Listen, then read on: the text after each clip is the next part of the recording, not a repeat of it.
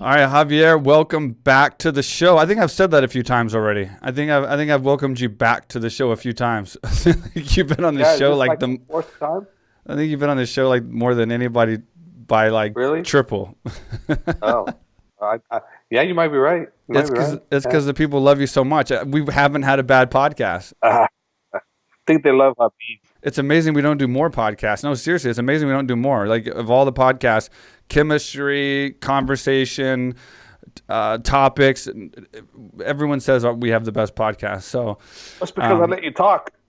yeah, and I'm gonna let you talk this time. I made it. I made my mind up last night. I was thinking like up until last night, I'm like I'm just gonna do all the talking. And I was like, nah, I'm gonna let Hav talk this time You're because gonna like let me talk 50 something minutes without interrupting me? I'm not gonna. No, I'm not I'd gonna like appreciate give you it. the I Fabia have a lot to treatment. say. I mean, people are like, man, you have a lot of patience for Fabia, but I'm just like, he was just rattling off such good shit. Like, I mean, in a podcast world, when you're talking shit about everyone in the world and you're saying such radical, crazy stuff, that's good for ratings and views. So I was just like, go for it, buddy. I'll sit here and let you just get me all the views you want. Say your shit, whatever you want to, Well, whatever you want to you say. you did the right thing, letting them talk, because let everybody judge for themselves whether he's a good guy or a bad guy. You didn't call him a bad guy. You let everybody else judge him. Yeah, that's the reason I didn't interrupt because I'm just like, once he started, it didn't seem like he was going to stop. And everyone's kind of interrupted him. Everyone's kind of like put him in his place. Everyone's kind of like cut him off like Ariel and didn't let him talk.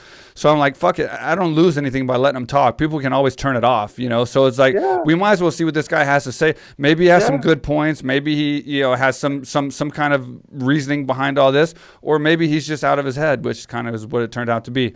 So I just let him go. It appears he's out of his head, but there's some there's some stuff that he's doing out there that I think okay, but I was looking for as a trainer, what he was teaching that was valuable. Right. And outside of the, How much? How the much did you hanging find? Diego down and beating on him, and then trying to get everybody to give him attention. Why is he not getting attention? And why is Diego not getting more attention than he deserves? I didn't see anything as a coach that I could take from the guy. Everything I saw from him was things that I didn't want to take from him, and he appeared to be a very bright guy. To be honest with you, he really did. He had his stuff, but he had on the last one, man, he had a witch vendetta against poor Diego. Diego, to me, was the poor guy involved in all this, and he didn't deserve that personally. He didn't deserve the talks between them. That was private. Whether it be true or not, that should have stayed between them, regardless of the outcome of how he felt at the end. You know what I mean? Those are private talks. That as a coach, being myself, I'm a coach. You leave that alone. You don't put that out. You don't put that out there, man. And he did do that, and that was to me a big no in regards to for future. Like any other person that's a fighter or a person that wants to be involved with you, they're going to look at what you did to Diego, and they're going to go, well, wait a minute. Yeah, he's all cool with me right now. Everything's fantastic. He's really helping me. But what if something goes wrong? Is he going to put my dirty laundry out there? Yeah, Yeah, I don't know, exactly. man. And yeah, and you're the greatest coach, arguably in this entire sport. So I can imagine it's kind of hard to find many people that you can take something from. But more importantly, I guess the most important point I'm trying to make here is compared to him, he did like 20 minutes of Diego being upside down and punching him and kicking him. How many minutes do you do with Khabib? Like how many minutes do you usually put in punching and kicking Khabib daily just to get him used to punching, getting punched and getting Well, hit and stuff? upon Habib's return, should there be a return, I'm going to go 21 minutes. 21 minutes? Were you just Yeah, gonna and I'm run going up to him hit like that? 20% harder than he was. I think I have to up this guy. It's like So the yeah, price is right. 21 minutes and 20% more power strikes. Nice. And I have to yell at him more while I'm doing it.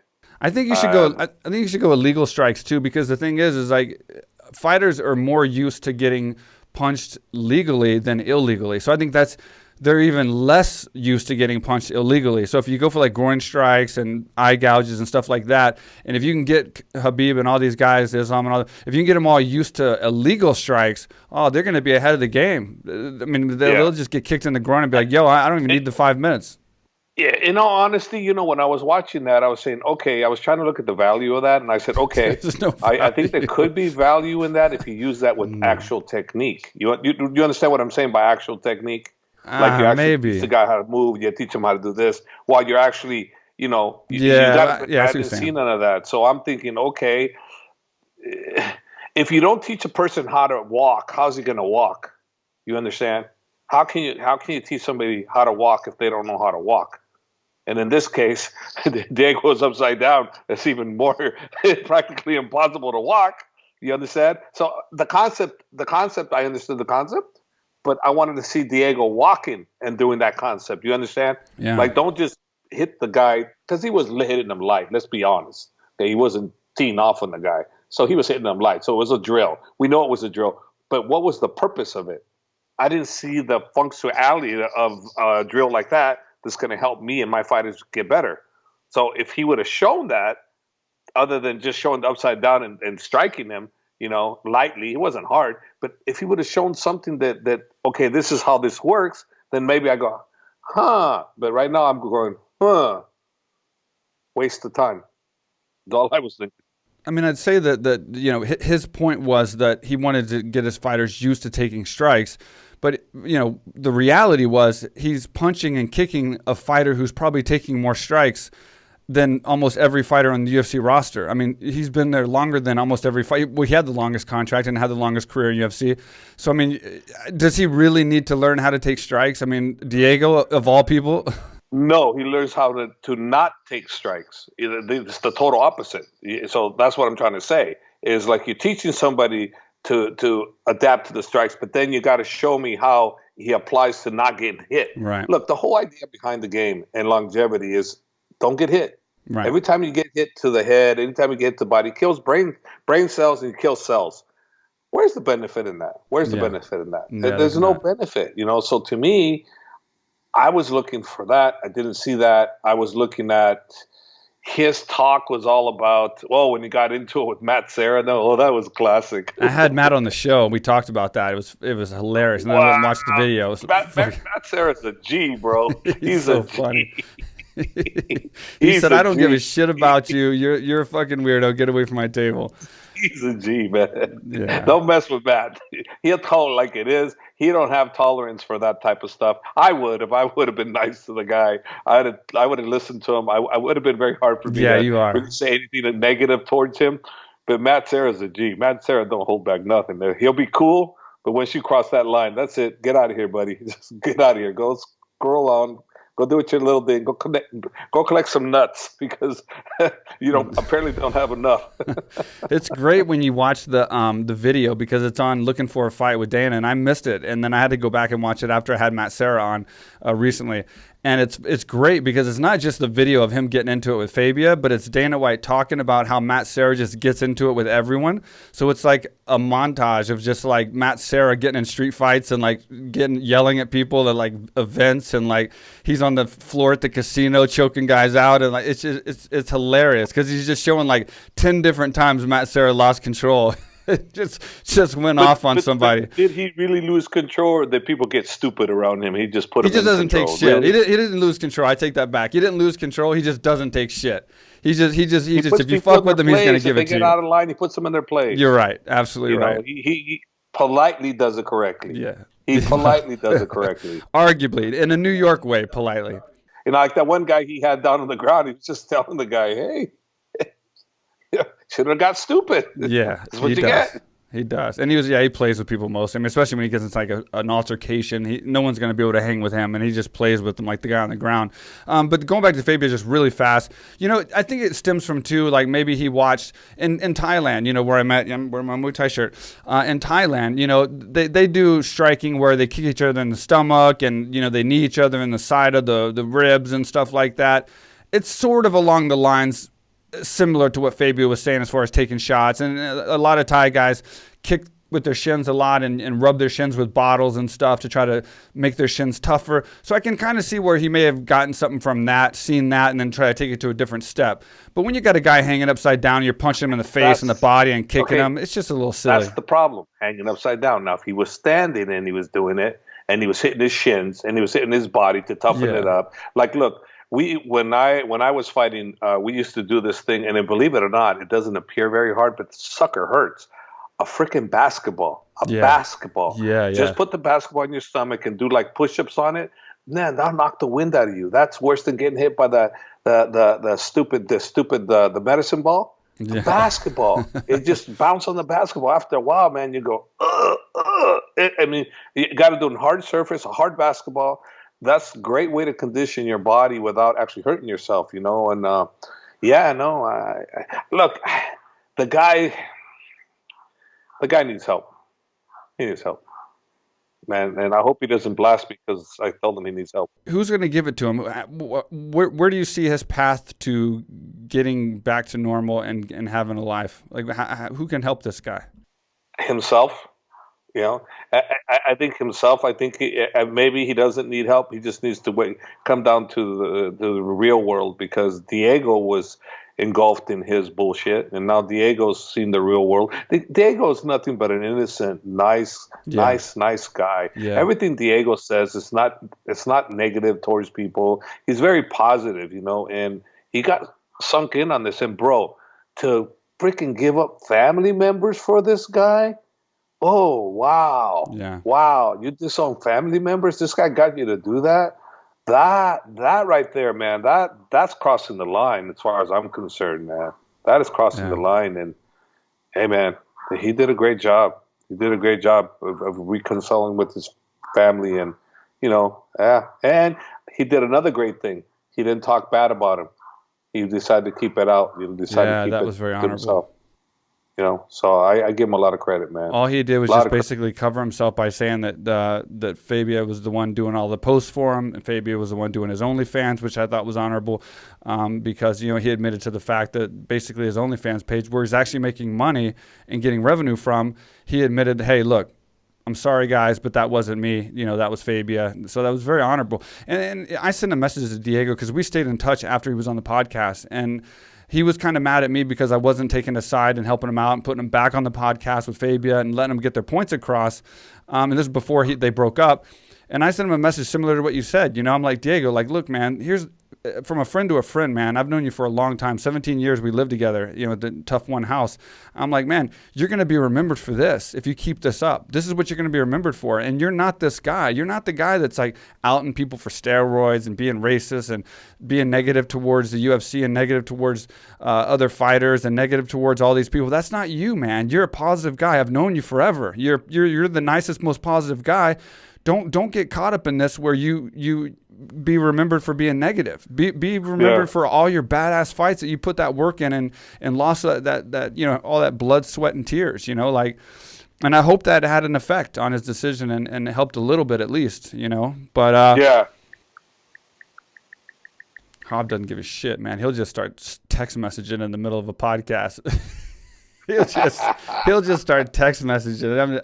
I'll just be sitting there and he's just like bloop, bloop, bloop. Not even turn the volume down so you can hear the letters. Hey, if I'm getting negative podcasts from anybody, I'm just gonna ignore them. Okay, I don't deal well with negativity. I'm doing this for fun. I'm not doing to blast anybody, and I'm trying not to blast this guy either. No, I'm just trying to see what he was trying to do, what his message was he trying to get across. I don't know. I'm trying to see it. Well, we'll move on to more positive stuff. So you caught, obviously, UFC 263. What were your overall thoughts of that fight, the card and everything? I thought it was pretty a roller coaster. I mean, it was just a roller coaster of emotions and excitement and just craziness. It was a fun card, man. Yeah. Really fun. Right from, I mean, that first guy that came in that 7-second KO, and he's so jumping up for joy.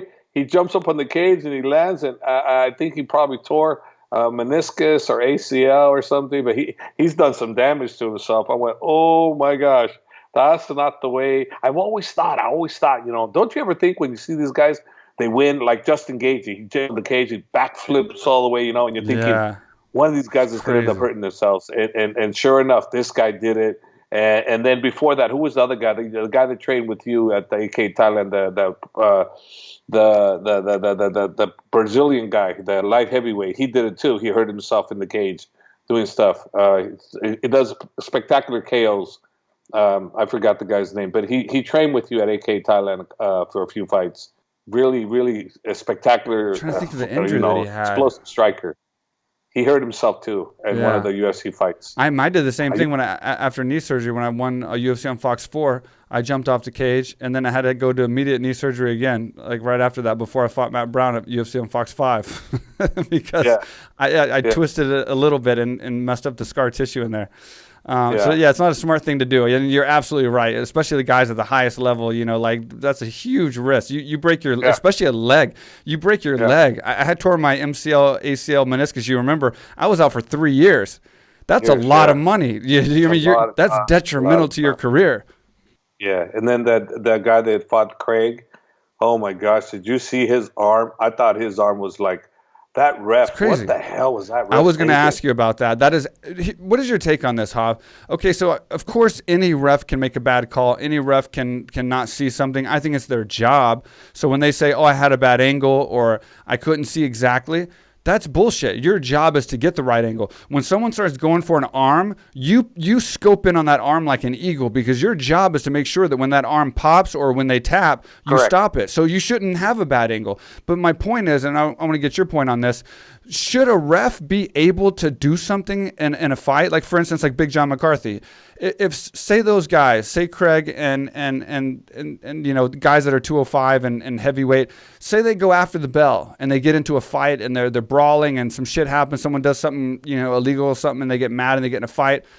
The ref should be able to control the action of the fight and break it up or jump in there or separate a fight when it needs to be separated immediately before someone gets hurt.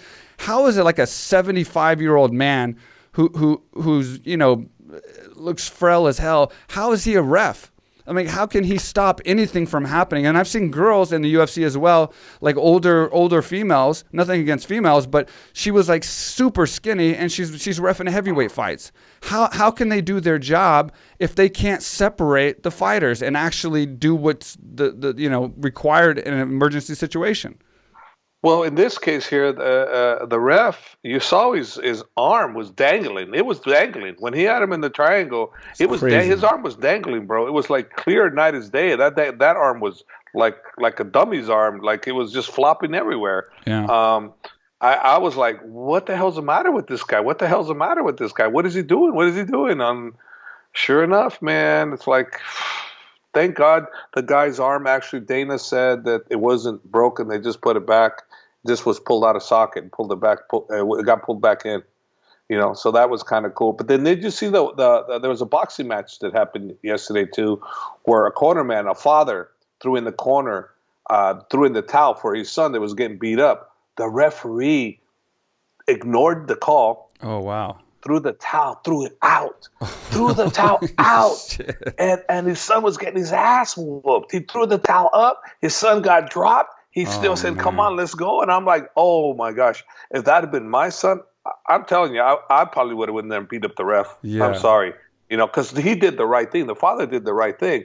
Now you threw the towel out. I threw the towel in. That's it, automatic. When you throw that towel in, that ref is no longer in control. He is no longer in control. That corner is in control. And what he did was just the biggest no-no. I don't personally think that ref, they should find him another job in the commission because they stay athletic jobs, you know? So they should find him another job, not risking anybody's health because I'm sorry, that's a major risk. And if that was me and my son was a fighter and he did that to my son, I don't know if I would have stopped myself from attacking him and beating the hell out of him because I threw in the towel and you let my son take a beating. What if?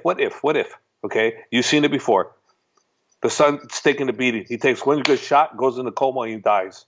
Yeah. That's the responsibility of the ref. So I'm sorry. That was horrible. I don't think he should keep a job at all. I think there should be some punishment for that. I mean, you're putting a guy's life in danger. He should be working in another capacity for the state. They've got different jobs that they can work within that particular thing. They're stay athletic jobs. They're government jobs, so they can put him somewhere else, bro. Put him somewhere else. He don't belong there. He does not belong there.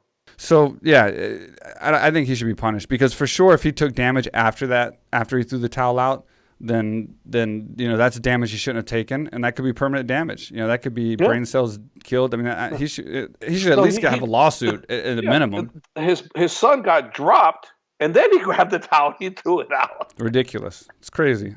It's like, what the hell? It's almost like it seemed like it was an intentional mob hit or something. Yeah. Oh, no, your son's going to get it. That's it. Where did this happen? Was this in the States? Yes. Yes, I don't know where, but it was on MMA Fighting. Wow.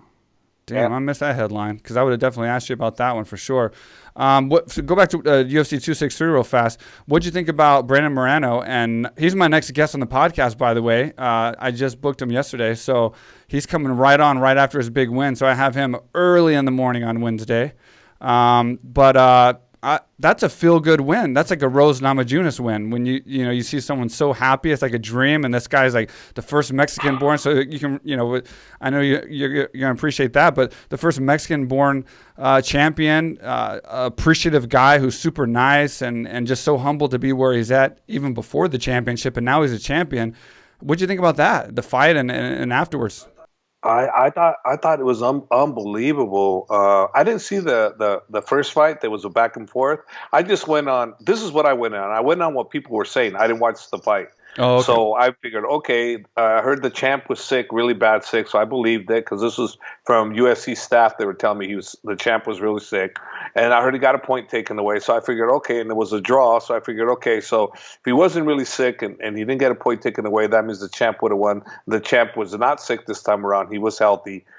But, it's funny because when the fight started, I told one of my friends, I said, hey, this Brandon Moreno is doing incredible. The way he's going, after the first round, I texted her and I said, I think he's going to win. He's looking really, really good. And the champion was not. The champion wasn't doing anything. So just to catch up with you real fast, because you didn't see the first fight, but you saw this one, UFC 263. I saw this one. Okay. I thought you said you didn't see this one. Okay. No, I didn't see the last one. Okay. So I didn't know what to gauge it on.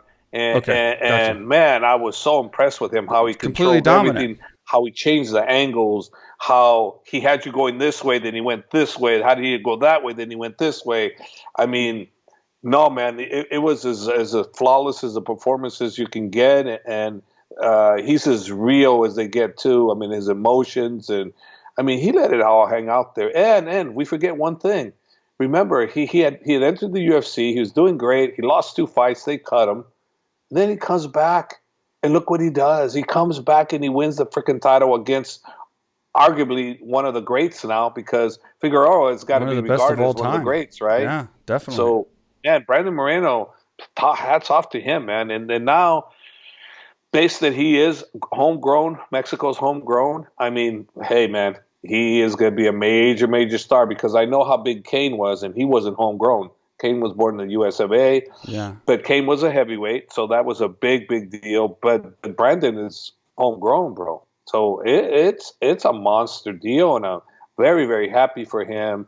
I hope much success for him and his family, and all more to come. We're going to see more from him, and it was a great fight.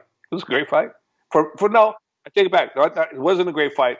Was a one-sided fight. Yeah. Was a one-sided fight. Great for Moreno. Let me ask you, just for your experience from Kane and having Kane be a Mexican representative, though he wasn't a Mexican-born fighter, how big is this going to be for him in Mexico? Is he going to just be just a hero of Mexico? I mean, because you've been there so many times and you've seen the response that Kane has gotten. I mean, I would have to assume that Moreno is going to just become a gigantic star in Mexico from this. Yes. Gigantic star. When I went with Kane, that people would come up from their businesses to get pictures with him. I mean, Kane was one of the biggest stars they had over there. Yeah. There was a point there where Kane and Canelo were like neck to neck, neck to neck as far as popularity, from what I was told there. But being there with Kane, I know he was popular because he got swarmed everywhere. We had to have police with us at all times when he was there because we get swarmed.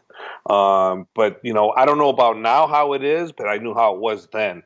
And, you know, Kane was a monster star. I asked some of my friends, they say he still is a star. Not a monster star, but he still is a star in Mexico. So, I mean, you can't ever forget your first, you know, Hispanic, you know, a Mexican heavyweight champion in any sport.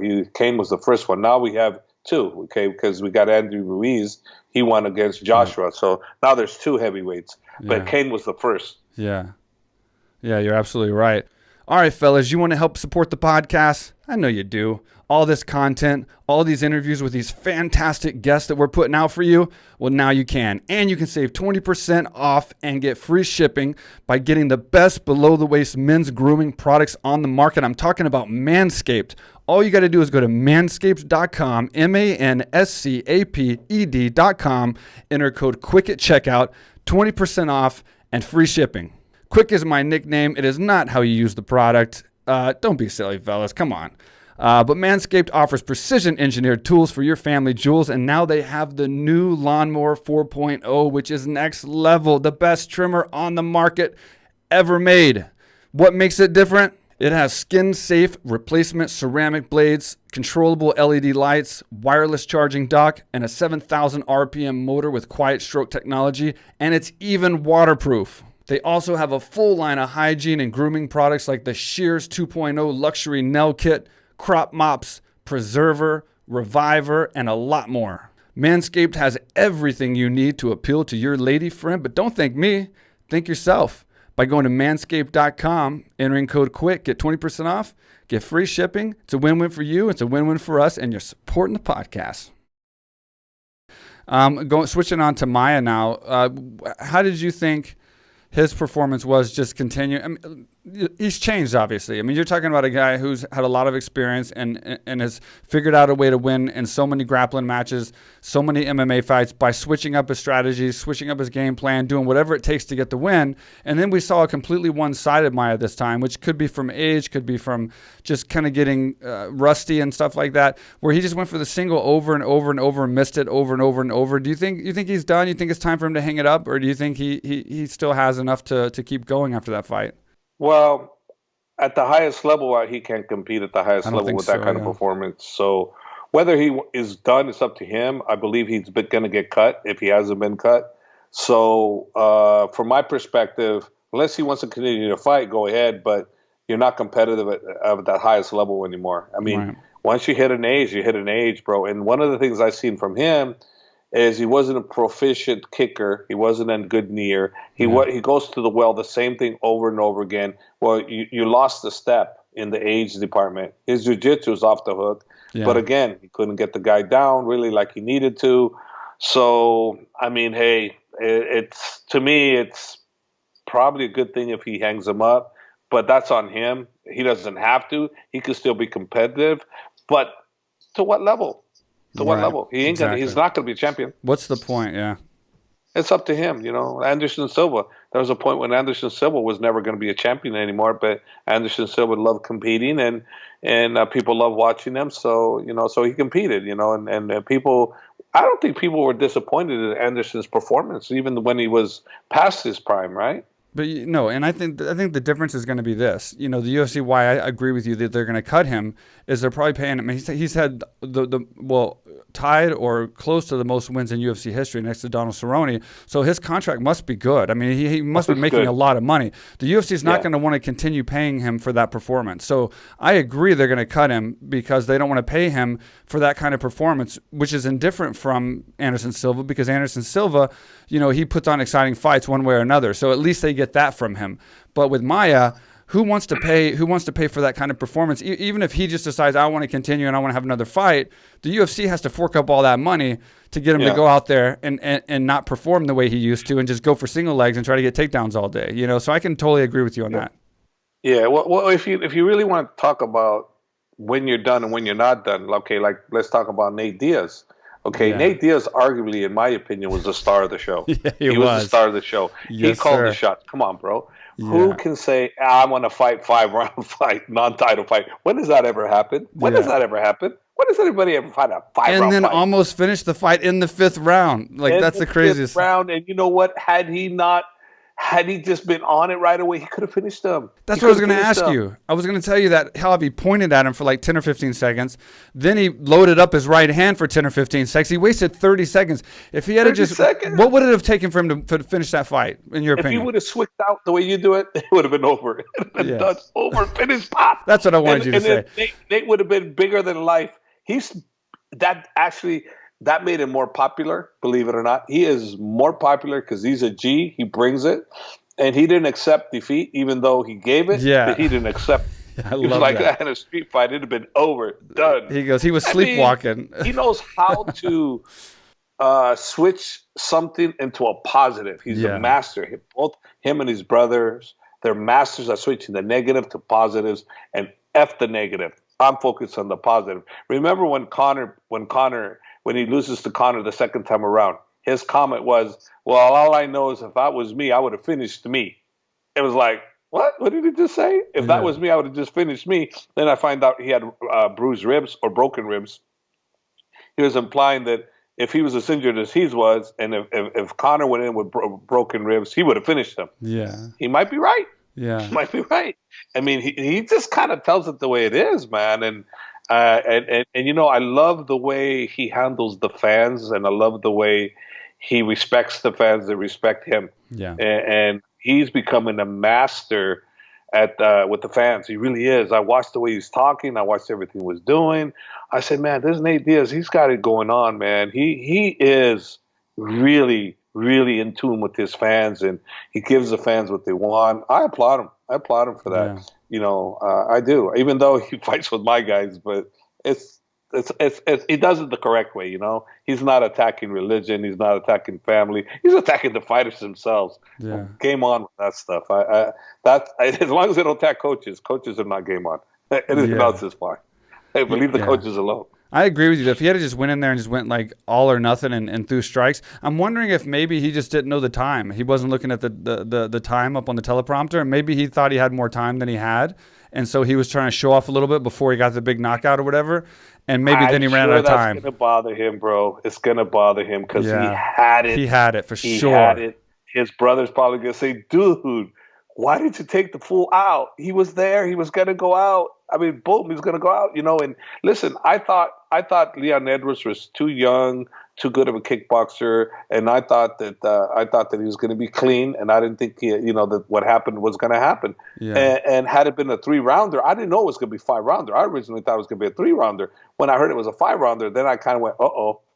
Yeah. You already know Nate's going to be strong as hell in the 5th round. Yeah. I didn't know how Leon was going to be, and he was slightly tired. Yeah. Nate wasn't tired at all. No. Not at all. He was like, hey, let's go. You ain't hurt me. He hit him with some hella shots. Nate was not hurt at all. No. At all. Not at all. He got hit with good shots.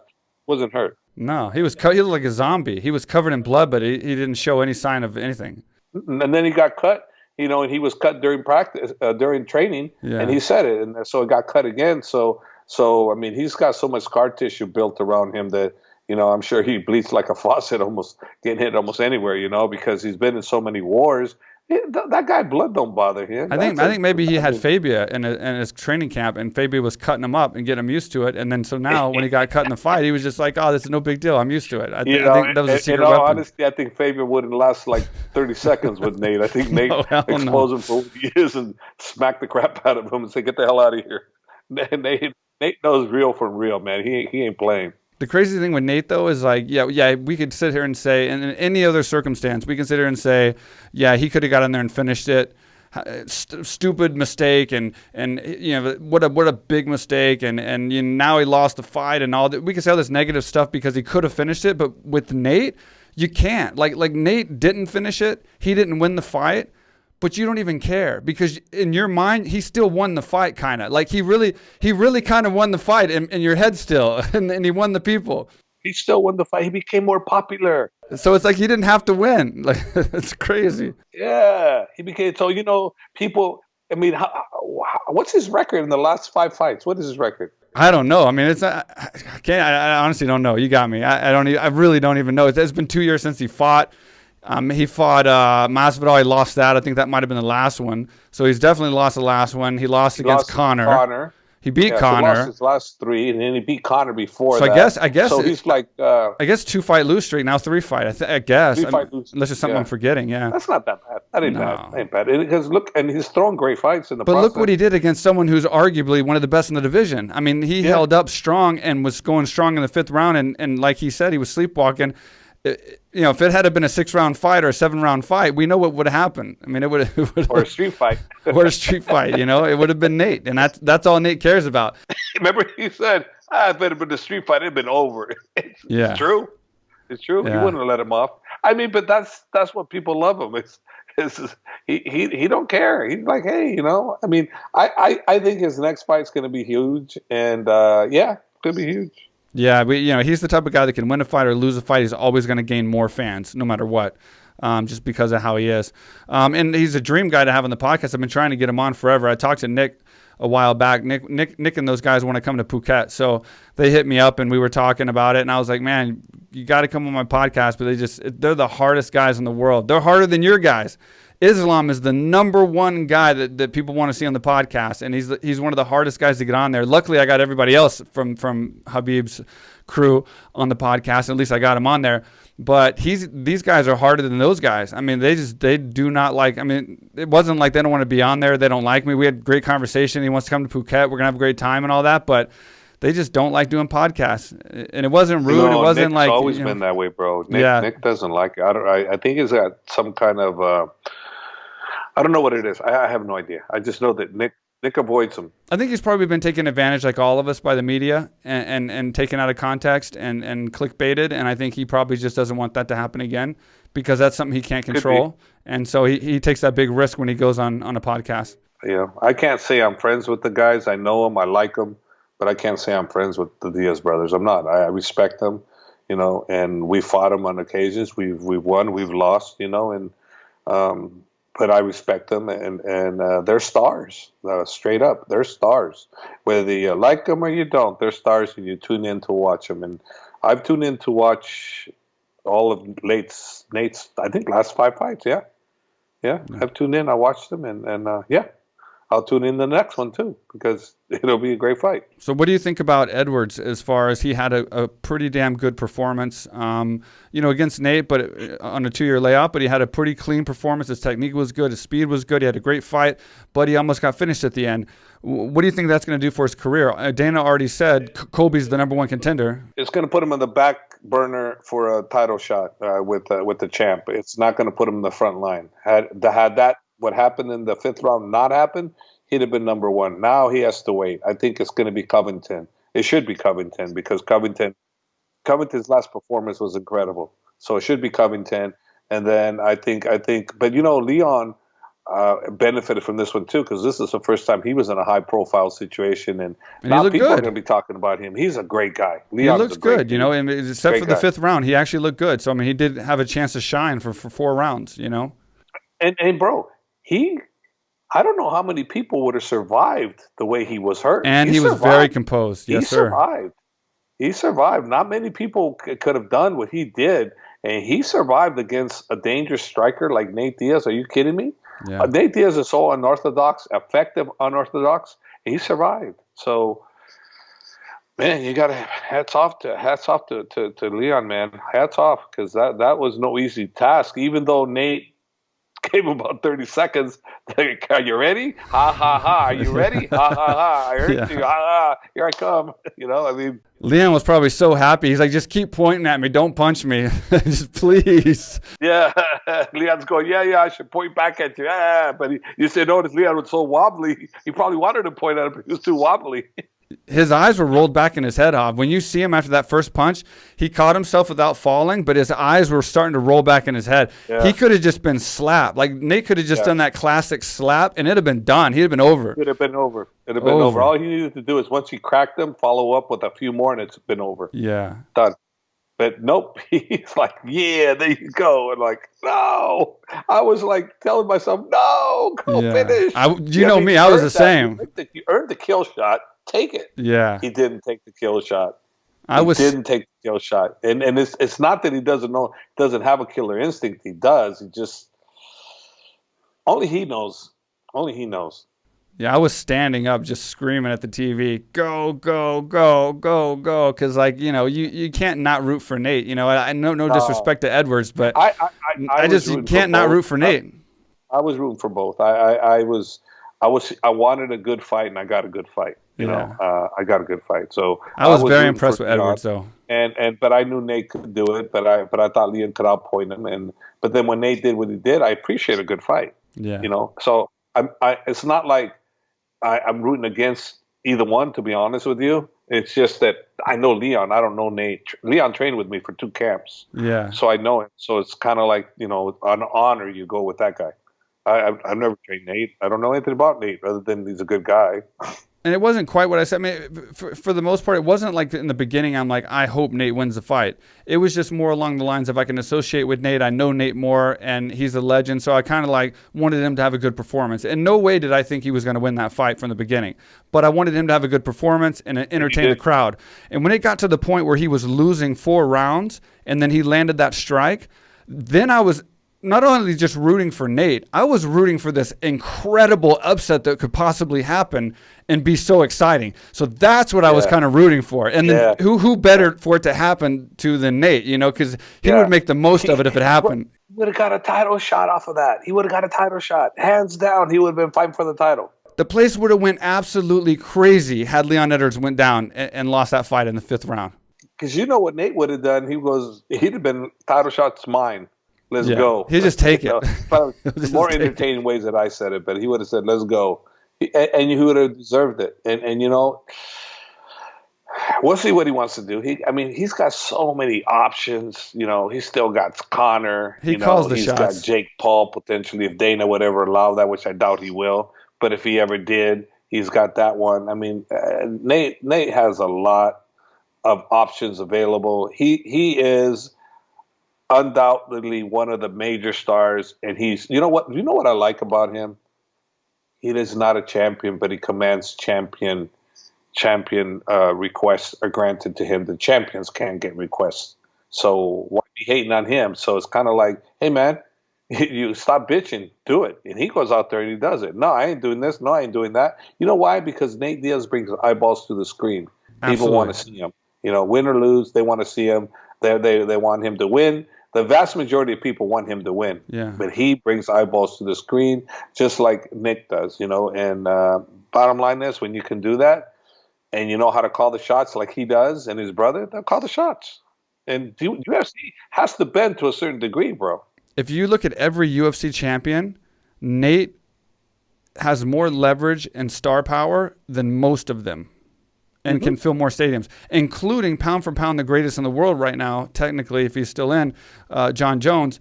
I think Nate could fill up a stadium more than John Jones could, and John Jones is arguably one of the greatest fighters of all time just because of who he is. And I'm not, that's not a knock to John Jones. That's just the facts stating from looking at the pay-per-view numbers and looking at the people who's behind him. I mean, Nate just goes and weighs in and gets more recognition, applause, and rumbling from the crowd than most of these guys when they fight and win. You know, it's crazy.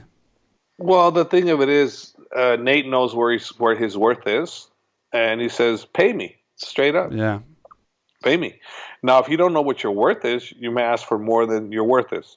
Yeah. So let's face it. Until the government comes into play and they play the Muhammad Ali Act and it gets passed, which I don't know if it ever will. I'm sure they're getting closer, but it's been how many years they're working on that thing? 8 years? Long time. So until that happens, the UFC is going to gain, and they're going to do what they need to do to protect their assets. And whether you like it or not, tough shit. Yeah. They're within their legal rights to do what they're doing. Yeah. And guess what? As long as they're doing what's within their legal rights, they're going to continue to do what's best for them.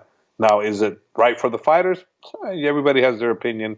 You know, all I know is they're doing nothing illegal. Yeah. No, they're not in their business. And they're the ones that bought the UFC. and suffered through the negative $40-something million debt and brought it back out and did all the, the stuff that anyone else could have done, and they didn't. So, I mean, it's their company, and so you can't knock them for just running their company how they want. I mean, every other company runs how they want. It's just this is one where you have your staff happens to be superstars, and they have voices, and they have the media. So instead of just your staff sitting at a cubicle, talking to the guy in the next cubicle saying, "I hate this fucking boss, and he's a piece of shit, and I should be making more money," you got guys on freaking CNN or whatever, like the ESPN and not CNN, hopefully not CNN, but ESPN, and they got bigger voices, so it makes it for just a little bit more dramatic of a relationship between your staff and your promotion or your company. But so Dana also announced that Masvidal, he wants possibly, if I read this correctly, he's thinking of putting Masvidal with Edwards. What do you think in a fight like that? I mean, I think something like that, Edwards is going to pick Masvidal apart. And I love Masvidal kind of like the same way I love Nate. But I just think I think Edwards, if he stays, but his chin again too. I mean, Masvidal hits a little bit harder than Nate, and it's pretty vicious. There's some real. I want to get you, mother. I need you. I want you. Yeah, that's a real fight. I would put that one together in a heartbeat. That's what he's trying to do. I think huge star, and Leon just made himself a star. So that's a fight I would definitely put together, because the winner of that could fight the winner of Covington versus the champ. Yep. Because the champ, in my opinion, is going to remain the champ. And then Edwards, I can't tell you he's going to beat Masvidal. I cannot. Yeah, you're right. I was thinking about this is a power, pretty good striker, man, and he has good power. Yeah. I can tell you it's a fun fight. I can tell you I'm looking forward to seeing it. But I can tell you what I think should happen is Masvidal and Leon should fight. The winner of that should fight between, the champ and Covington. And, you can't count Covington out because one shot's all it takes. But I'm so impressed with Kamaru. It's like I watched him. I see how he handles himself. That guy's a champion inside and outside the cage, man. I have nothing but total respect and admiration for him. And I'm a fan. I'm a fan of his through and through. Through and through, I'm a fan of his. And I look forward to watching all of his fights because he's the total package. Yeah. And then lastly, the what ifs from UFC 263. It looks like Vettori's eyeing Costa now. What do you see in a fight like that? That's a pretty damn solid matchup between two bulls. What do you think in a fight like that with Vettori versus Costa? That should be interesting. I just don't know what's going to happen there. I mean, you got Costa who he got annihilated too, right? He kind of made look kind of silly by Adesanya. Well, Vettori he wasn't made to look like a fool. No. He was not. He lost, and he lost more than what he thought he lost, but he wasn't made to look like a fool at all, period. No. He did. He had his moments. And Vettori and Costa, it's a great fight, man. It's a real good fight. The thing of it is, who gets to fight Izzy? Izzy is, he's going to fight Whitaker, right? Probably Whitaker, because that's who's left. And then after he beats up Whitaker, if that happens, which I'm thinking it will, who's left? The thing about Izzy that's impressive?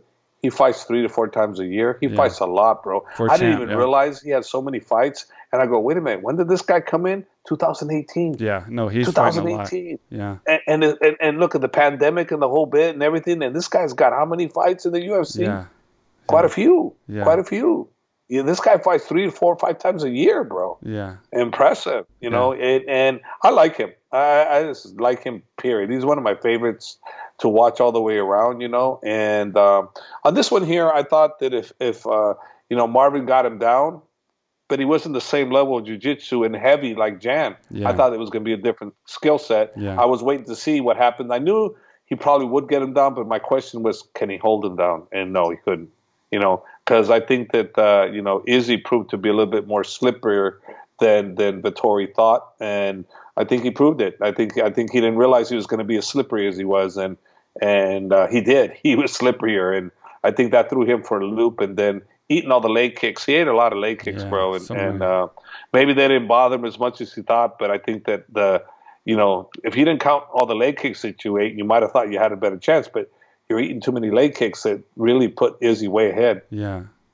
Yeah, and the thing is, I would have to say, I think Izzy made a huge improvement on his ground game, because I think from before, especially with the Vettori fight for sure, and then even since then in some of these other fights, his getting up from the bottom and his movement from the bottom was a lot better. It was a lot better than it used to be. It was better. He's put some work in. Vittori was not as good as the light heavyweight champ.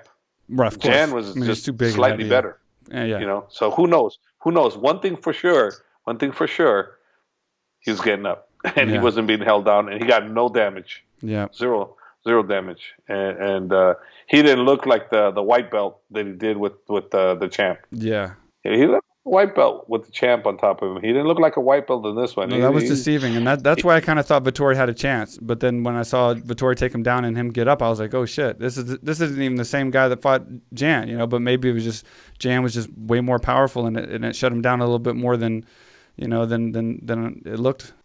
Yeah, what are you gonna do? So what do you think about Jake Paul versus Tyron Woodley? 190 pounds, 20 by 20 ring, 8 rounds, 10-ounce gloves. What are we going to see here? Now, Tyron, by the way, just so you know, because I've known him for a long time, he's trained boxing for a long, long time. It's not like he's an MMA fighter who's never trained boxing. I was at Wildcard with this guy 5 years ago. I'm on the Dana train.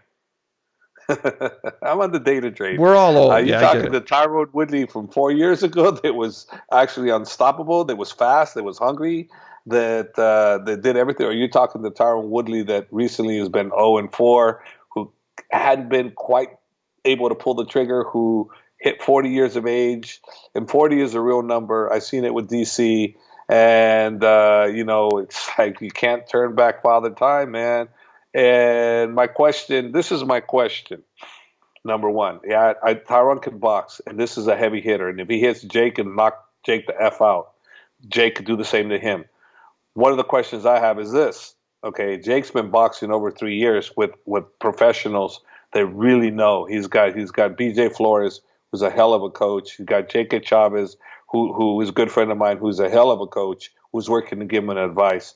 He's got some really good people behind him in boxing. Okay, Tyron is just going to have to play catch up. So that's another disadvantage for him. The advantage for Tyron is, bro, they're doing a rematch clause. So obviously Jake Paul's people feel that they could lose. Yeah. They feel that they could lose. Why would they give him a rematch clause if they didn't think they could lose? Well, if you're Tyron, what would you do? I'm signing the dotted line. Hey, I'm going to knock the hell out of you, and then I'm going to knock the hell out of you again. I'm going to make triple, quadruple the payday that I've ever made in the UFC. And you know what? People are going to buy into this because this is a real fight. Yeah. Okay, the Ben Askren thing, the hype was good. Ben is a great talker, but Ben can't box. We knew that. Yeah. And I thought Ben was going to come out there and do the Logan Paul type of scenario with Mayweather, where he's all sloppy and wild and wrestling. That's what I thought. That's what I thought Ben was going to do. What does he go out there and try to box with him? I was like, oh no, what is he doing? You can't do that. Yeah. You can't do that. The Jake Paul is no joke as far as his boxing level. This guy, he's got skills, man, and he's got power. He's got speed. And the thing is, with Tyron, guess what? He is talented too. He's experienced. He's got power, and he's got speed. And he has one thing for damn sure: hardly ever been knocked out. Who took him out? Nate Marquardt, and you think about that, he hit him with a flush, hard elbow with his right.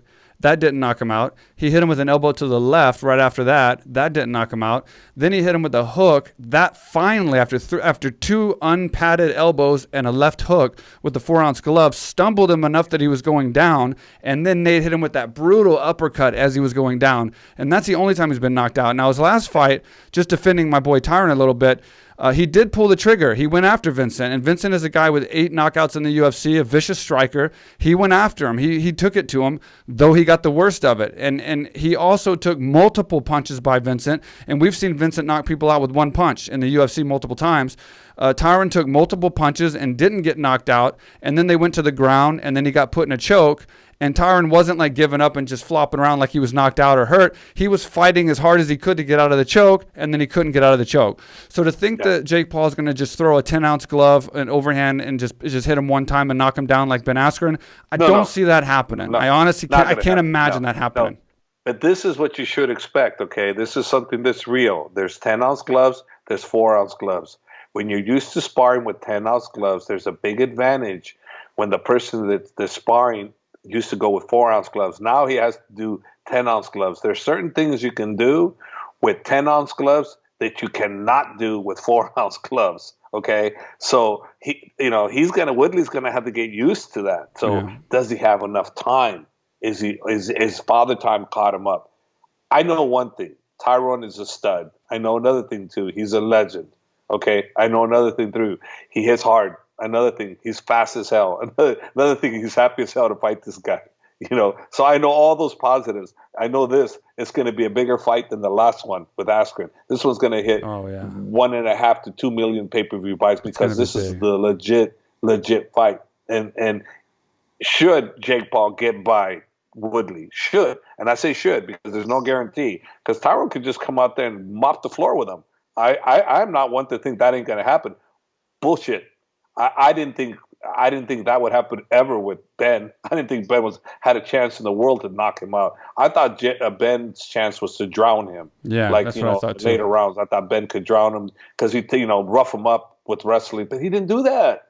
He went out and tried to box with him. Yeah. I thought that was crazy. What are you doing? See, I saw a video clip when they first started with Duke Roufus, and Duke Roufus was working a lot of inside grappling, tumbling, and this and that, and I go, because Duke's a hell of a coach, bro. He is a hell of a coach. He is. And I said, Duke's got it. He's got it. He's got the right idea.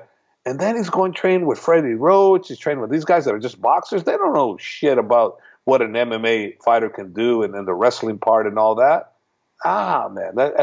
And I think personally, the fact that Mayweather wants to help Woodley could be bad and good.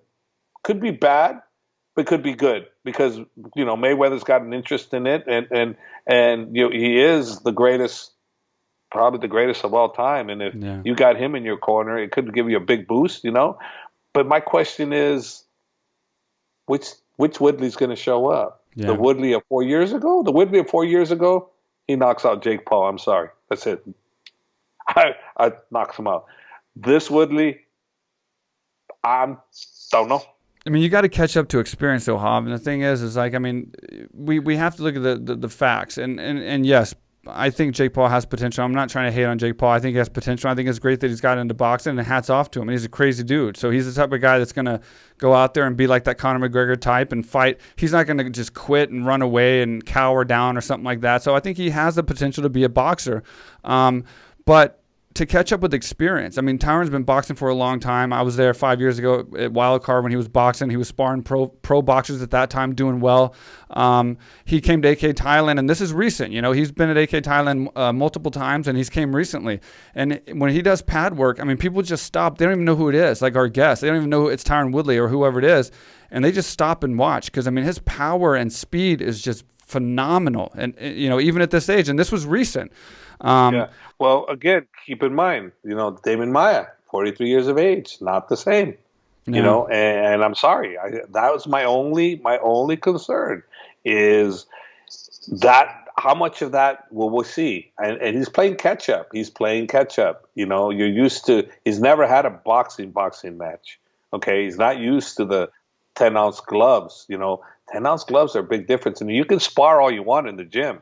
But you go out there and play for real in the real ring. There's a little slight advantage over to Jake Paul. The youth advantage, the speed advantage might go with Woodley. I think. I think but the power. Sure. I think they both hit like brick walls. So we'll see. I mean, the bottom line is this is a fight people are interested. This is a fight that's going to sell. This is a fight that's going to make both of them very famous, both of them very rich. One's already a famous guy, but Woodley's going to become more of a household name after this. And if he decides that he's going to put it on the line and knocks Jake Paul out, guess what? He's got a rematch clause. And now he's going to do it again? Yeah. Are you kidding me? Tyron, bring it on. That's the best scenario for me. I mean, he hasn't had a boxing fight, but he's went toe-to-toe in 4-ounce gloves with vicious guys and knocked him out. Jake Paul, you have to look at the facts, though. I mean, again, he has all the potential, but he's never fought a striker in his life. Not only has he never fought a boxer, he's never even fought a guy who trains in boxing. And then when you look at his fight camp, you got to look at it like this, too. He has the best coaches and the best trainers, but they're all yes men, and they're catered to him, and he's winning every round. How many rounds have you seen me win win before a fight. Hub, you've never seen me win a round or win a sparring session before any of my fights, and I've knocked people out and I've won a lot of fights. Yeah, I've gotten my ass kicked every single fight camp I've ever had. He wins all of his training. One place you're wrong, his coaches aren't yes men. BJ Flores is not a yes man. No, I'm not saying his coaches are, but they cater the camp for him, and so he's very protected. And it's different when you're protected in your camp and you're such a big star, and he has star power. So even BJ Flores is going to treat him differently than a normal guy, for sure. Let me give you a little story about BJ Flores, what he does with his students. Okay, BJ texts me when I'm in Las Vegas with Khabib's crew. We're all doing our thing, and he goes, "Hey, Hab, do you have any good boxer guy that, we're in Vegas with Jake Paul's thing. Do you have any boxer guy you can send over? We'd like to this and that." And I said, well, I had there was two. There was a one Ramazan who is a badass boxer, and I thought Ramazan would probably do good, but I thought Jake Paul would probably edge him out, and I could be wrong about that. Ramazan might just mop the floor with Jake Paul. I'm not sure. And I sent another guy that was the number one kickboxer in the world, bro. This guy is 40-1. He's fighting for the World Glory kickboxing title, and this guy is a major stud. And I told BJ, I go, this guy knocks out heavyweights, bro. He knocks out heavyweights. This guy's heavy-handed. He's not technically sound like a good boxer sound. I go, but this guy's got massive power. So and I'm thinking, okay, so BJ's going to take the other guy because I just told him this other guy's a freaking killer, right? Don't take the killer. What do you think he took? He took the killer. Yeah. A 40-1 kickboxer that's fighting one of the greatest glory kickboxers of all time. He took that guy, bro. Oh. I mean, I'm telling you, don't sell Jake Paul short. This boy can box. Okay, he doesn't have the experience, and I'm not trying to. I don't want all the hate from the Jake Paul fans. I'm just saying he hasn't proved it yet, but I mean he can. I'm saying he has the potential. But this is a perfect catalyst, because if he fought another guy like Ben Askren, people would have said, "Hey, F you, man. Right. We're not gonna spend our money on your ass." But now he's fighting a real legit dude that can actually box. Yeah, Tyron can actually box. We're gonna know after this fight. But the question I have is like Dana said. I'm sorry. Father Time catches us all. Yeah. I don't care. In my mind, I think I'm a badass. My body says I'm not. You're a fat ass. Straight up. We're not the same, bro. So whether we like it or not, Father Time catches us. It's like, Khabib's mentioned about a couple fighters. He goes, "They're done, coach." And I go, no, they're not done. And I'm just like, no, it's because he did this, because he did that. No, coach, you cannot reverse Father Time. They're done. And I, no, Khabib, no, you're wrong. No. Even though I knew he was right, I was still fighting him. No, but even though I knew he was right. And I go, yeah, Habib, you're right. If Father Time catches him. And that's all I'm saying, bro. Father Time now, does he have the ability to knock Jake out? Yeah. Does he have the ability to knock Jake out in a couple of seconds? Yeah. But does Jake have the ability to do the same to him? Yes. The only thing I'm saying, two advantages. Okay, age, Jake Paul.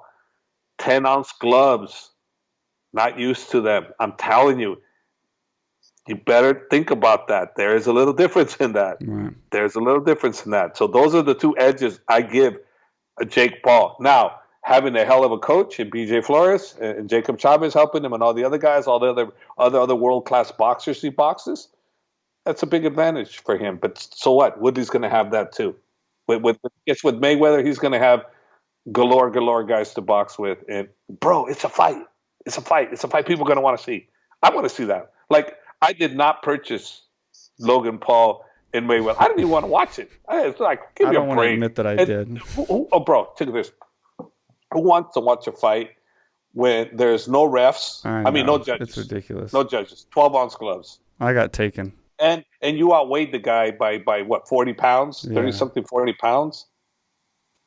Give me a break. No winner announced. Ain't going to happen. Look, listen, Mayweather beats both the Paul brothers on the same night with whatever amount of work they want. Absolutely. Floyd's the guy, dude. But that doesn't mean that Jake Paul can't box. It's just you're fighting against the greatest. Look what happened to Pacquiao when he fought Floyd Mayweather, bro. What happened to Pacquiao? Pacquiao was made look kind of silly, bro. And that's one of the greatest boxers of all time. Floyd made him look silly, He you beat know? Canelo What did he too. do to Canelo? Same thing. He made Canelo look silly. Yeah. Canelo could hardly ever touch him. You know, Canelo's better now, but, you know, Mayweather's older. Yeah. Mayweather's older. I mean, that's just a fact. You know, can Canelo and Mayweather fight now? Probably not a good idea for Mayweather because Canelo's more experienced and he's younger. And Mayweather's what, 46 now? 44, 46? 40, I think 44, 45, something like that. Yeah, so he slowed down. He ain't stupid. You know, one thing Mayweather is an incredibly intelligent fighter, incredibly intelligent.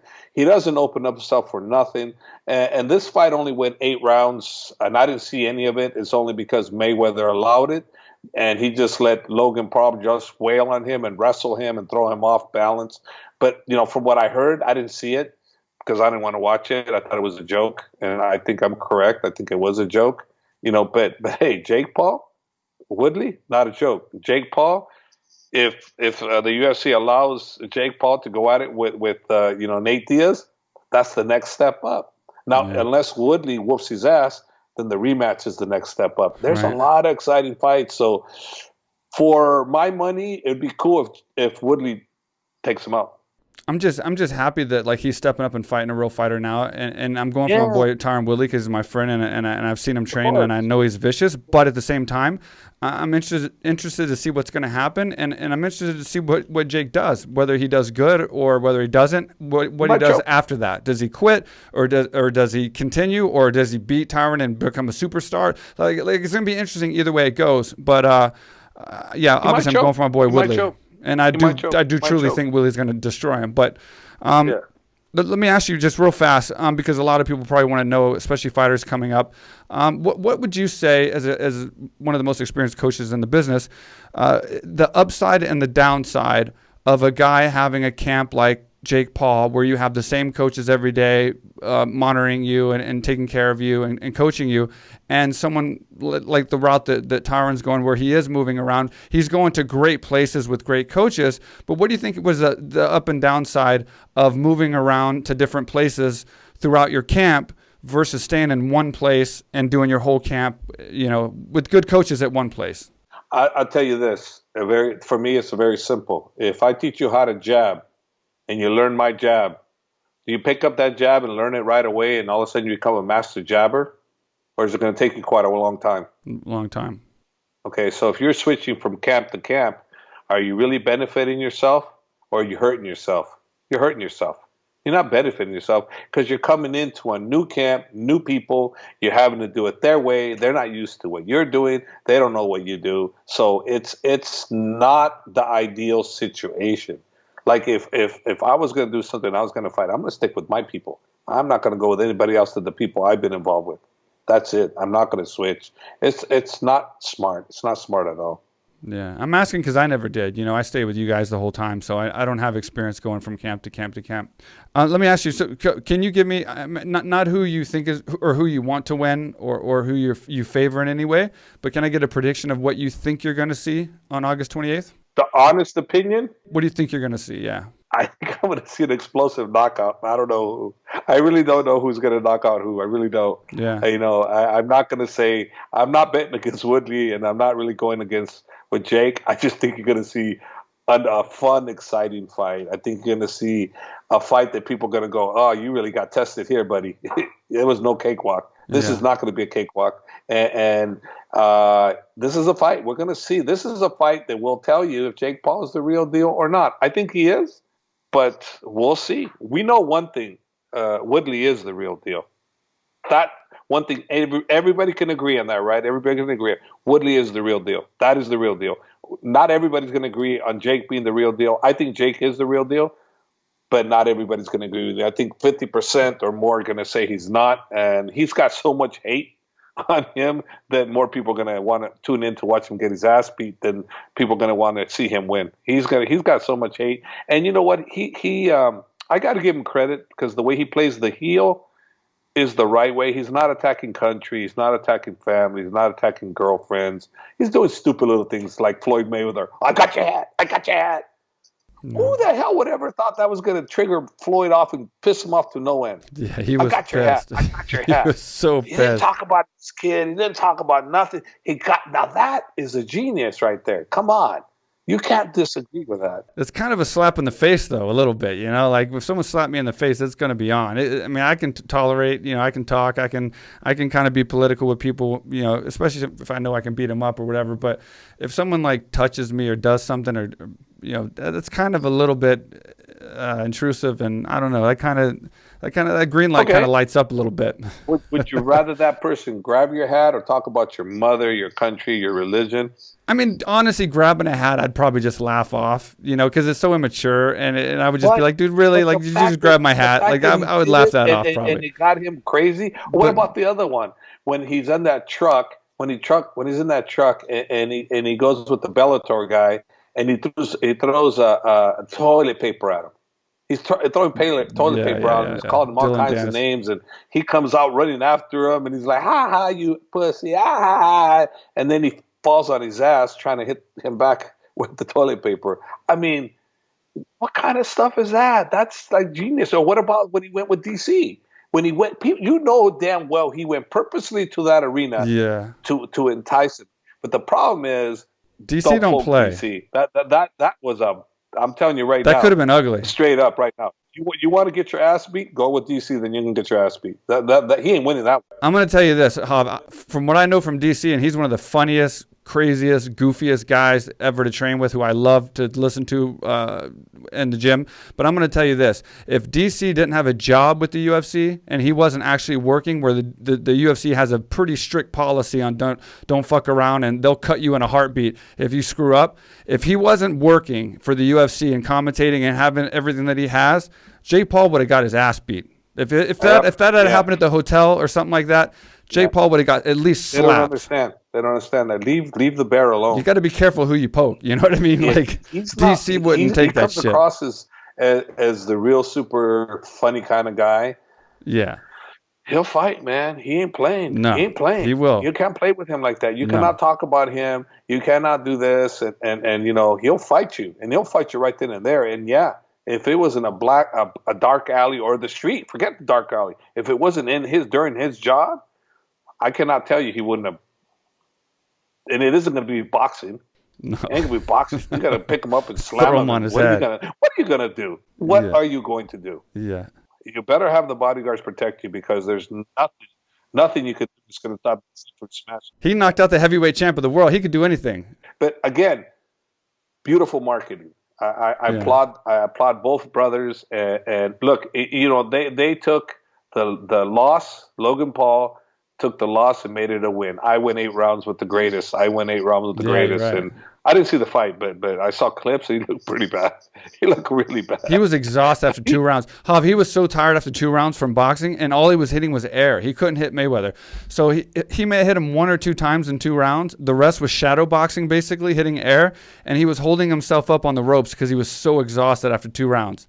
So, I mean, his cardio, and this shows you, I don't think he doesn't train hard. And this is going to go into effect with Jake Paul fighting Tyron as well. I don't think these guys don't train hard. I think they train hard. But there's a difference when you've never fought, and then you get out there and that adrenaline's going, you're in a fight, you got the nerves going, it zaps you. And I think that's what happened to Logan Paul is all that energy got zapped out of him because he had that pressure. And he was out there with freaking Mayweather. Well, he was made to miss. If Woodley can make Jake Paul miss, it'll happen to him too, correct? But you got to make him miss.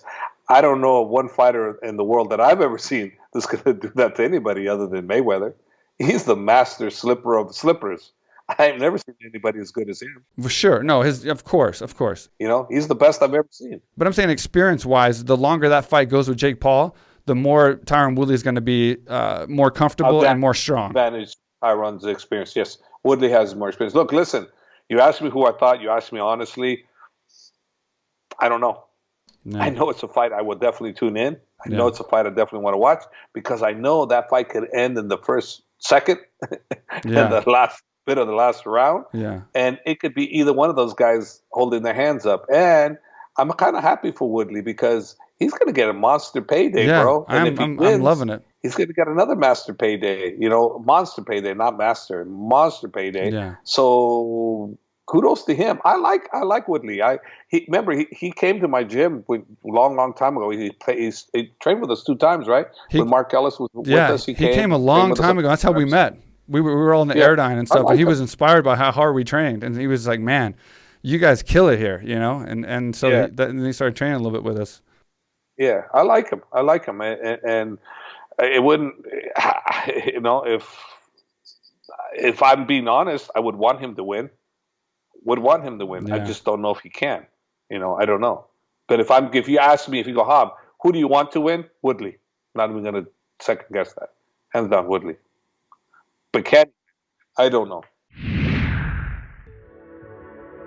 What's up, everybody? I am here in Thailand. This is the first time I've ever been here. Been dying to come here for years. Mike Swick, he's one of the big reasons he's been trying to pull me down here. What he built down here, AKA Thailand, is incredible. There's people here from all over the world.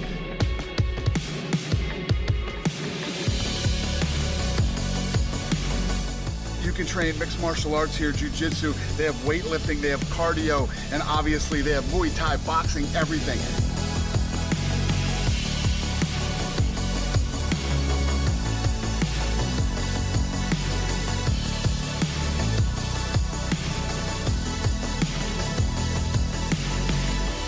I'm telling you guys, I know everybody wants to go to Thailand because Thailand's so cool, but you can't come to Thailand without coming to AKA Thailand. Come on.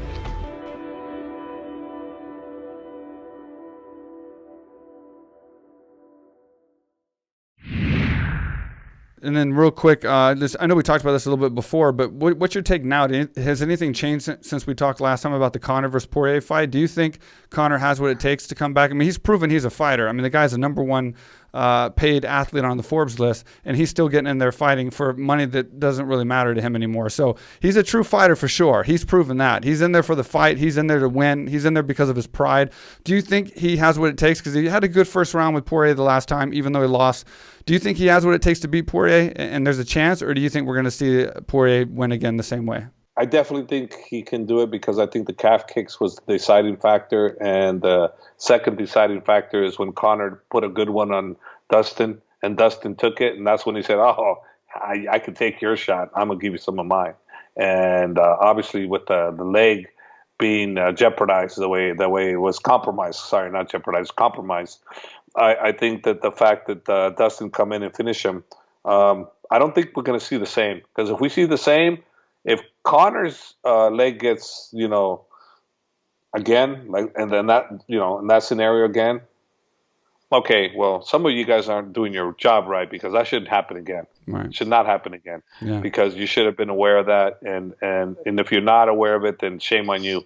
It shouldn't happen again. It should not happen again. Listen, when Khabib fought Justin Gaethje, when that bout was brought up, I really looked at the whole thing and I told Khabib, Justin's coming for your leg. Khabib got so not disturbed, wrong word. Khabib was like, Coach, quit telling me that because I'm going to have it in my mind that that's what's happening and I want to focus on everything. I go, look, listen, I understand you're going to have a lot going on, but I need you to focus on that because that's the only way I see him being able to potentially get you. I'm not saying he'll get you, but that's going to be his #1 go-to weapon. So you need to make sure that you are paying attention for that calf kick. So things like that make a difference. And then, of course, after the fight, Khabib's first word to me was, Coach, did you tell him about the calf kick? Joking, right? Because he's like, he acknowledged that was a big, powerful weapon.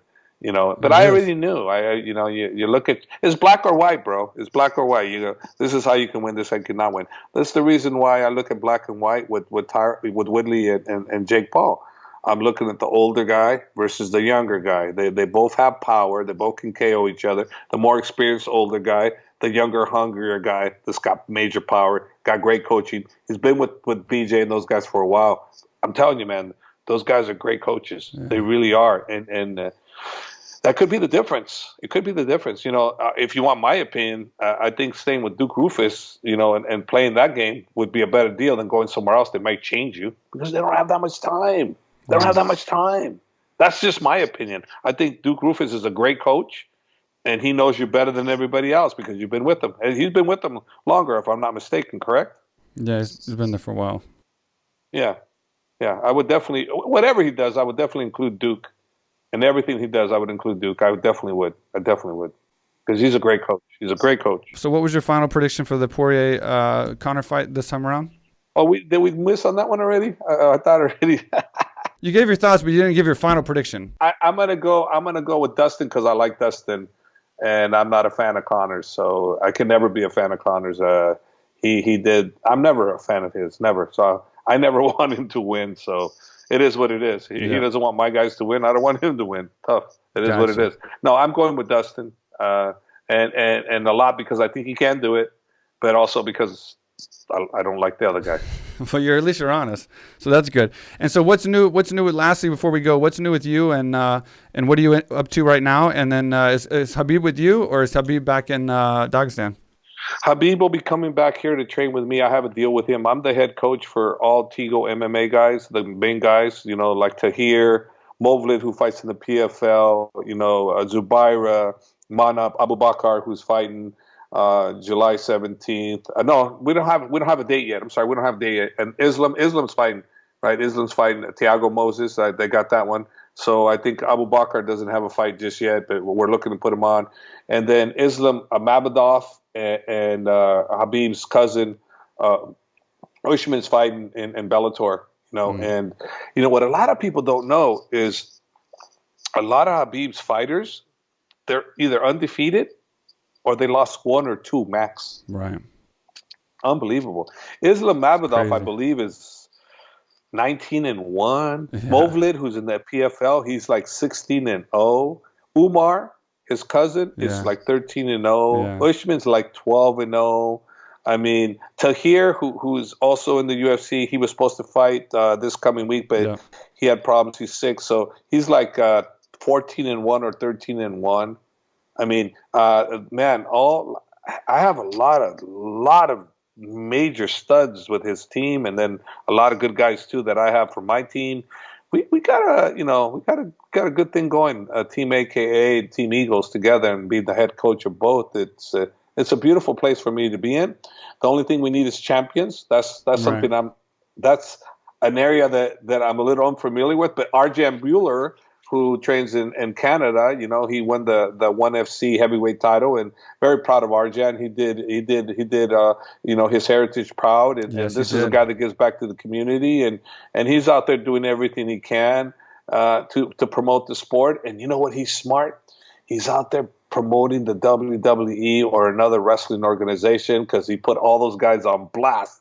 He goes, "I'm putting you guys on blast," and I went, damn, that's a hell of a promo right there. He's like, I'm putting you guys on blast. And he's got that. What's that weapon they got? What is that? That's a warrior weapon, right? Yeah. That's badass. So he Arjan knows how to promote, bro, and I'm very happy for him. Very happy for him. So he's the only current, like right now, AKA that's got a world title is Arjan, and we'll have more. Islam is going to get one. Umar's going to get one. I have more, and I believe Usman and Bellator with time, and there'll be more. And then, and we got Movlid, who's in the PFL. He's in there. And like I said, he's 16-0. He had a devastating jump front KO that's a highlight reel, and Movlid's good all the way around. So I think he's fighting Lance Palmer next. So okay, hey. That's going to be a fight because Lance Palmer is going to want vengeance after, losing his last fight, because I don't think he was expecting to get out-wrestled the way he did. Because normally he's the guy that out-wrestles people. But now he's going in a person like Movlid, who's a hell of a wrestler too, and a hell of a striker. So Lance has got two back-to-back tough fights. So don't be surprised if Movlid and the Arizona guy, the Division I national champion. Why did I forget his name? You know what I'm talking about. Yeah, I know what you're talking about. The thing is, too, I think you're very familiar with champions, and I think it sounds like from what you just said, you got a whole new breed of just lions coming up with all these guys that are undefeated and have great records, and with Khabib and this Eagles AKA thing. And then Arjan, I've been talking to as well. I talked to him actually before he fought Brendan Vera, and then he won the championship. So he's the first Indian champion. And he was asking me about the AK that we just licensed in India. He wants to go down there and do some stuff with those guys. And then also Khabib, is he coming back to coach with you, and has he coached with you, and how is he as a coach? How is it having Khabib as a coach versus being in there doing fight camps and stuff? Everybody wants to know that. As a coach, he's going to be just as great as he was as a fighter. Wow. He still has a tiny bit of little things he needs to work on. Like, for instance, he'll tell me something, and I said, Khabib, I go, you did all the talking. You didn't let me talk. He goes, oh, sorry, coach. So sorry. Don't interrupt, Time he corrected that. This other one, while we're coaching, someone's on the ground, and I'm saying, like, hit to the body, blah, blah, blah. He tells me, coach, just quiet, coach, this ground game. And I'm like, oh, duh, ground game. Oh, okay, I shouldn't say nothing. I've always said things when it's a ground game or not. I'm so used to it. I know when you should be striking and when you shouldn't be striking, when you should be defending. So I haven't told him, Khabib, you don't need to tell me to hush up when it's a ground game. I know what I'm doing. I've done this for how many years? You train Khabib too. I know what to tell you to do. I know how to keep the activity going. So I'm good at that. I don't know, but I need to tell him. But other than that, little minor things, man. He's incredible. He's more of a disciplinarian than I am. Yeah, of course. Yeah, he is. He's strict. Yeah. You're too nice. They don't show up. He kicks them out. Ali, too. Ali came in, and these guys were late. These are big-name guys, and they're coming in late. Ali just said, what are you doing, brother? He goes, well, I'm coming. I go, no. You know this was supposed to be at this time. Get out. And the guy didn't know. He's brand new, and he didn't know that Ali had said the day before, you need to be here at this time. And Ali's looking at me like, right, coach? And I'm like, well, you're the boss. It's just your day. On his day, I let Ali do whatever he wants. He's telling the guy, get out. He's mean. Ali is mean. He's not wrong, but he's just mean. I can't be mean like that. You know me. There's some things I will get mean at. When you've been there, how many times have I got pissed off at you guys? I did get pissed off. A few times. But not that often. It takes a lot, though. I can tell already you and Khabib need a reality show, though, building up this new band of brothers and fighters that you guys have. So I hope somebody's watching and pays attention and gets y'all's own reality show, because I can tell already it'd be interesting. He's incredible, though. He's an incredible coach. He is. And he's learned so much from his father, everybody. He's learned from DC. He's learned from me. He's learned from Kane. Khabib is a sponge, bro. He's a sponge. He learns, and he will continue to learn. And I have a deal with him. He can't leave me alone with the guys. Certain people, he has to work the corner with me. I made an agreement with him. Yeah. So every time Islam fights, Khabib has to be there. Every time Mana fight, he has to be there. Every time Usman fight, he has to be there. Every time Umar fights, he has to be there with me. Yeah. I have to be there with him too. Yeah. But those guys in particular, he has to be there with me, working the corner with me. That was the deal I made with him. He doesn't break these deals. Yeah. Unless for some big reason he can't be there, he will be there. Every one of those corners working those guys with me, because he made a deal. Yeah. No, he's a man of his word for sure. And that's what makes him so honorable and such a great ambassador for the sport, and so good outside the ring. So, yeah, I know we've been on a little bit longer than usual. Well, actually, not really. We're always usually on for an hour and a half. But I want to thank you for your time. It's cool to catch up with you, because we actually haven't talked in a while. And we usually talk every day or every couple of days. And it's literally been a while. So this is like a good catch-up for us. We got some debates on this one here. You got Woodley. I kind of have Jake, kind of. Yeah, I mean, I think Jake's going to win. It is what it is. We're honest, about what we feel. So I mean, that's what we want. But my heart's with Woodley. Yeah, of course. My heart's with Woodley. My heart's with Woodley, hands down. I know those other guys may not like the fact that my heart's with Woodley, but hey, it is. I don't think Jake's a bad guy, but I don't know Jake. Yeah, I know Woodley. Yeah, and that's how I generally go on who I like, because I know them. I know Woodley, so my heart's with Woodley.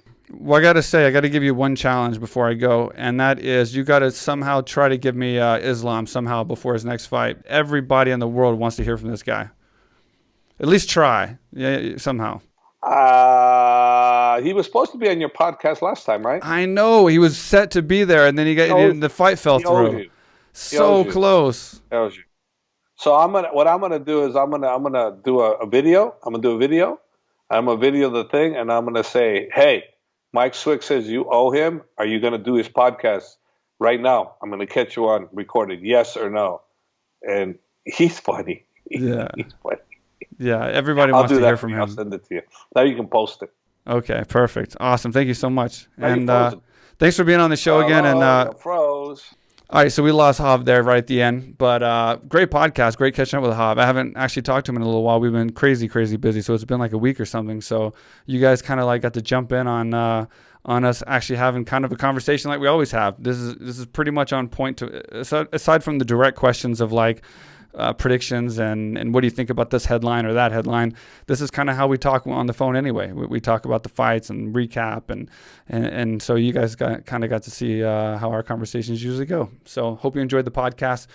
Please like and subscribe. Help us build this podcast. For those of you wondering and leaving comments about why the show isn't bigger, or I'm honored that you guys think the show should be bigger and have more subscribers and more comments, more followers, whatever the case. But we've only been taking this thing full speed ahead serious for like a year. Before that, we were just playing around. It was a hobby. And then I just enjoyed talking to people so much. I enjoyed doing interviews. I enjoyed just having a podcast. So it's only been, a little bit over a year, maybe like 14 months that we've been really actually putting effort into it and putting these interviews together and doing one-on-ones like we're doing right now with Javier. So for a year, we've grown quite fast, I think. These podcasts take a while, but I do appreciate all you guys that are our little army and fighting for us and wanting us to do big things. And I can't talk now. Wanting us to do big things and grow and stuff. And as much as you guys can help by spreading the word and giving us engagement with comments and likes and all this stuff, we greatly appreciate it because, we want to grow. It's not about, I want to make all this money. I want to be all famous or whatever. I want to grow because I want to have a podcast where I can actually benefit the guest more and more and more, where we get a guest on no matter what level they're at, and they're going to benefit from being on the podcast because we have so many viewers and so many subscribers that they're going to get a boost in their following and people are going to find out more about them and become bigger fans of them. And I want to have that ability, like Joe Rogan. You go on Joe Rogan. I'm not comparing myself to him, by the way, but you go on Joe Rogan or some of these other big podcasts, you're going to get a huge rise, either good or bad, depending on how you come off. But there's a lot of people that's going to watch you. And so that's kind of what I want, is the ability to give more back to my guests. So they benefit more from coming on the show versus thinking that they're helping me out to grow my show. I feel bad in that circumstance when I have the really big guests because I feel like they're helping me more than I'm helping them. So the bigger we get, the more you guys help us grow, the more we can do that and actually offer our guests something in return and have them excited to come on. One of which is Brandon Moreno, who we worked this deal out yesterday, like right after his fight. And he's coming on next. So it's exciting to have someone like that. It was an amazing fight. It's a feel-good fight, kind of like the Rose Namajunas, where you're just so happy that he won the championship. He's so deserving. He had such a great fight. It wasn't lucky. It wasn't a gimme. And it's going to be absolutely fantastic to have a conversation with him. And it's going to happen in 1 day from now. So stay tuned, subscribe, and hope you enjoyed this podcast. And be ready for that one because it's going to be a good one.